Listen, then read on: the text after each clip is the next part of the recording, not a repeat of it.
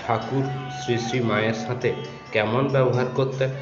একদিনও মনে ব্যথা পাওয়ার মতো কিছু বলেননি, কখনো ফুলটি দিয়েও ঘা দেননি।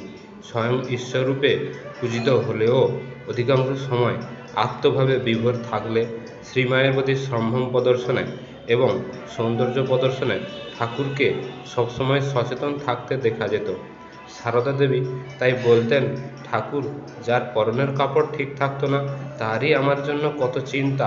শ্রীরামকৃষ্ণ শ্রীমা সারদা দেবীকে কত সম্ভ্রমের দৃষ্টিতে দেখতেন সে সম্পর্কে শ্রীরামকৃষ্ণ তার ভক্তদের সামনে বলেছেন, মা তার পায়ে হাত বুলিয়ে দেবার পর ঠাকুর আবার তাকে নমস্কার করতেন।